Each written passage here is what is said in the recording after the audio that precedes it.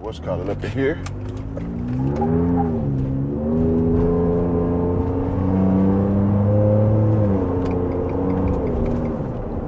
You get too late, buddy. Use the left lane to stay to the Shit be too slow, bro. You gotta get over faster than that, G. Hey, what's up, everybody? It's your boy Q. You know who I'm back with another video. I think y'all could get it with your boy Q today. Probably was a bad idea. I just did that because it actually about to impact exactly what I'm about to start my video with, guys. So, you read the title of the video, man. So I want to talk about the ownership cost of a lifted truck. And actually, if you watched my last video, I talked about how you don't need to be jumping in front of people if you're not sure if you can go fast enough, you know. Ooh, look at this dually, bro. Ooh. New dually, dang. So I remember when I first wanted to get into lifted trucks and looking to buy a lifted truck, I thought the expenses of everything was just gonna be so much more expensive. I didn't know how much anything costs, like lift kit, tires, how much gas you're gonna be spending, things like that. And it can be kind of intimidating because you have no idea what you're getting into, right? So hopefully the video give y'all a little insight, like what you can kind of expect, like the ownership cost of owning a lifted truck. I'm gonna be honest with y'all, bro, it's not much. So, which brings to my first point, what I just did back there. I'm gonna talk about MPG. So right now I'm averaging about 13.2 MPG. And now that was with that hard acceleration pull you just saw right there, you know, little spirited driving. So it does fluctuate depending on how you're driving and things like that. But cost of gas. So I run 93 in my truck because I'm on a tune. So cost of gas of 93 right now here in Dallas, it's probably about $4.50, somewhere in there, ranging from $4.50 to $4.20, just anywhere in there. You just never know what you're gonna find. So I usually pay a month, I usually spend about $250 a month on gas. Now, with me, I always fill up at half tank, guys. I do not let my truck get down to E. I usually fill up at half tank just to avoid the big bill. So on a weekly basis, I spend about $80. I go into the office 3 days a week. I live about 20 miles, no, about what, about 15, 20 miles from my job. So one way can take about an hour, 45 minutes to an hour to get to work. You know, it's not too bad, honestly, $250. I'm not sure what you all are spending. If you're running 87, definitely gonna be a little cheaper, you know. Gas, honestly, is gonna depend on how you drive, but your MPG is definitely gonna take a hit, bro. Like you can see I'm averaging 13.2. I think these trucks stock get anywhere between 18 to 20 MPG. I got a 3.5 EcoBoost as well, so it's a little better on gas than like the 5.0 Coyote. But the added weight for the tires and everything like that, definitely gonna hit your MPG. You're not aerodynamic, so you can expect to spend it. It depends, like I said, it depends on how much you're driving, bro. This price and how much you budget is gonna vary. So if you drive pretty far daily, I do daily my truck, you're gonna spend a lot more on gas. If you take short trips, it's gonna be a little less for you. So you really have to just figure out what yourself. But gas, yes, you're gonna probably spend a little more at the pump for sure. If I do let this truck get to E, I have the 36-gallon tank on this truck. If I let it get to E, man, it takes me like 130 to fill this truck up from E, bro. As gas prices have gone up, I'm probably spending closer now, probably like $300 a month on gas, bro. If gas is a breaker for you and you do a lot of driving, you can do it. There's nothing wrong with trying to lift the truck far. Just know that gas price is gonna probably hit you a little bit. So definitely budget that into your calculation if you're trying to afford to lift the truck. As I get into my next point, this is where you're gonna see the biggest change of anything. And that's gonna be tires. Tires are way more expensive when you're running 20s. Oh, look at the bike. Well, these boys is outside today. That was another M. That was an M1000RR. But tires, guys, tires are gonna be your biggest expense. Going to a 20 or 22 or 24, and you're going 26s, anything like that, tires are gonna do like, so I have 37s right now on my truck on 24s. They go for about $3,000+, you know. Now, granted, they should last 50, 60,000 miles. So, you know, I usually drive average 10, 12,000 miles a year. So I should get about 4 or 5 years out of these tires. So they do kind of pay for themselves in a sense. If you're going to 20, 22, just be prepared to spend at least, oh my God, at least $500, $600 per tire, bro. Now, if you go with a little more cost-efficient brand, something like that, it might not be as much. I'm running Nitto Ridge grapplers. I have a set of Nitto Recon grapplers, and they just tend to be a little pricier because of the quality of tire. And I'm gonna be honest with you, I say this to everything. The biggest thing for me, owning a lifted truck, you get what you pay for when it comes to certain things. And tire is one of those certain things. Tires, if you get a cost-efficient tire, mud tire, like something, you know, that $200 or $300 a tire, you're gonna feel it in your ride quality. It's gonna be loud. It's gonna howl like woo woo woo woo. It's gonna be super loud. It's gonna ride rougher. I noticed the difference. I had some Ironman All Country MT tires when I first got this truck, and so I remember after a while, those tires started. I think it was $1,000 for a set of 4. After a while, them things started eating up so bad, bro. They were freaking terrible, man. Like the steering wheel was like all shaky and crap. It was bumpy. It was not what's up, bro. Like it just wasn't what was up.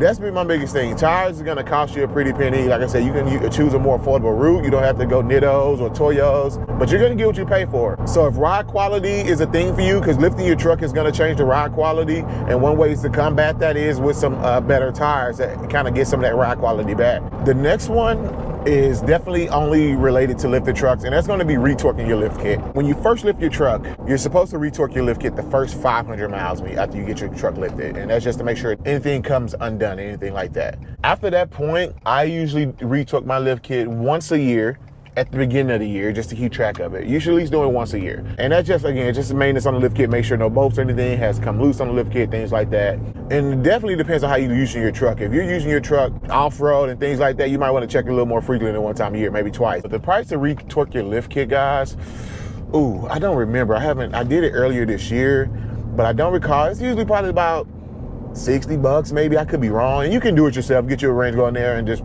tighten all the bolts down, but I just rather have the professionals do it, make sure they're torqued to the right spec. Could be over or underestimating $60. I can't remember, man, but I don't think it's anything crazy. Literally, they're just going in and re-tighten bolts down. That's definitely a lifted truck cost expense because you don't have to worry about that if your truck was stock. That's something to add to your maintenance list, along with oil changes and rotating your tires and all that stuff, man.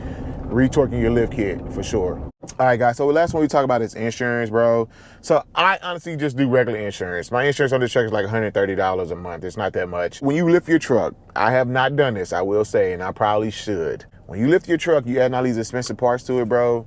You should call your insurance company every time you ask them and give them receipts. And hey, I added this to my truck, now I added this to my truck. Because the insurance, what they see on my insurance is a F-150 XLT.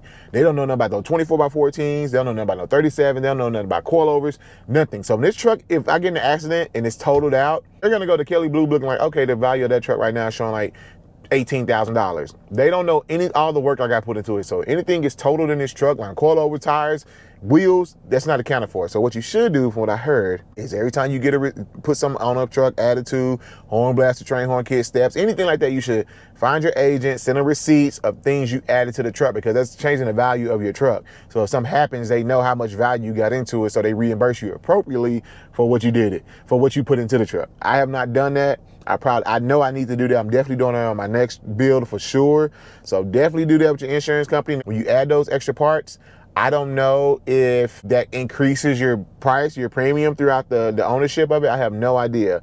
But that's the proper way to do it if you're going to mod your truck. If you know what I'm talking about, or if I'm saying that wrong, comment below, talk about it, because maybe I'm wrong on this. But that's what I heard, and it makes sense to me. That's how that would work. Hey guys, let's go in here and get a tour of this Airbnb before we wrap this video up. I'll show y'all Airbnb again. You can go to airbnb.com and book this. I'm not sure if he has listed anywhere else. We'll show him, but yeah, there you go. Hey, you got this listed anywhere else? That boy got his knee pads on. He got on knee pads. Like knee pads. She said knee pads. That's not knee pads. That's, yeah. He got knee pads. He's got knee pads. You got this listed anywhere else? It's just Airbnb. And VRBO. And VRBO? Yeah. All right, guys. So y'all can see the acreage of the place right here, man. There's red. I didn't think I showed y'all here all day, but there's red. Here's the acreage of the place. Pretty good size. He actually just put this here as well. Full garage. Go ahead, walk inside, check out the Airbnb. Show y'all what this boy got going on in here. Look at him. There you go. His air pads out. Nah. All right, guys. So this is my boy. This is Deron. This Airbnb. What's up, y'all? Yeah. So how long you been working on this one? This your first? Hey, man. This your third. This your third house, right? No, this is like the fourth or fifth. I had this one just about 9 months. Okay. We bought this, I want to say last September. Mm-hmm. Initially started off as a flip. Yeah. Excuse my hand. Oh yeah. But what you do? Hey, I had a power washer. Accidentally got my hand in there. The power wash took the skin off? Yeah. Like it did the truck? Yeah, like it did the truck. Yeah. Dang, boy. Yeah. This was originally a flip. Mm-hmm. This was a buy, rehab, sale type project. Market kind of took a slowdown on us here in the DFW area, and we had to pivot, hit plan B, and Plan B was a STR, short-term rental. So now it's serving as an Airbnb and VRBO. Yeah. So let's take a tour. Yeah, it's nice. I ain't gonna cap, but I tell you, but it's a nice Airbnb I done seen. Airbnb I done seen. Let's start with shit. We already in front. Might as well start up here. Yeah. So we'll start in the kitchen area. Open kitchen concept, 8-foot island with the farmhouse sink nice. type ordeal going on. Pretty nice. Like I said, we mentioned we were supposed to sell this, so we went high end with the KitchenAid appliances, fully gas stove. But that stove is nice, boy. Yeah. And then also with the double French door fridge. Right here, fresh door, double, boom. Yeah. Show y'all. I ain't gonna open this. It's clean, isn't it? It's clean. It's clean. Look, there you go, boom. Oh, you got some waters and everything for them. Okay. So, but initially it was a wall here, so we knocked down this wall right here, made an open concept to the dining and living space. Yeah. You know, we have a combined area, so living area over here, nice and cozy. Yeah, it's nice. With a dining room table overlooking the outside to kind of give you a little window fresh air type scenario. I ain't gonna cap though. I ain't gonna realize how big this island was until you just said it. It's huge, bro. So, it's humongous. The cool part about this layout is it's like a U. So we're in the main area right now. To my right, we have the guest rooms, and then to my left, we have the master. But since we're already on the right, we can go down and check out these guest rooms right here. On this side is one bathroom. So this bathroom is shared with 2 bedrooms over here. Full bath, nice little setup, black, white, gold trimmings. It's nice. Yep. And I'm not walking on the floor, guys, because we live just over here cleaning, so I'm trying not to walk on the floor. Simple bedroom concept, queen bed in each room. Yeah. Fan. It's nice. Night lamps, nice little setup. It's nice. And then identical, we have a similar setup in this room right here. Yeah. Yeah, it's nice. Yeah. Nice feel. It feels high end, man. I be saying it feel real high end. And throughout the whole place, like it just feels high end. But like you said, it was supposed to be a rental, not a rental. It was supposed to be a flip, but it turned to a short-term rental. But it's nice though, man. Let me see what else we got. Where we going now? Yeah. Oh, you got I ain't shot the TV and everything mounted, all that. Go to the left-hand side, and then we'll go check out. But on our way, we'll stop, check out full laundry service area. You need to wash your clothes while you're on vacation. Yep. Come in, check the master out. Master dope. Boom. There it Size is. bed, TV. fireplace. This does work. Look, what you about to do? No. You about to turn off? Yeah, boy. Yeah, nice little fireplace. Get the mood set. You feel me? You bring a lady up in here, man. Whatever you got going on, man. There you go. Set the mood.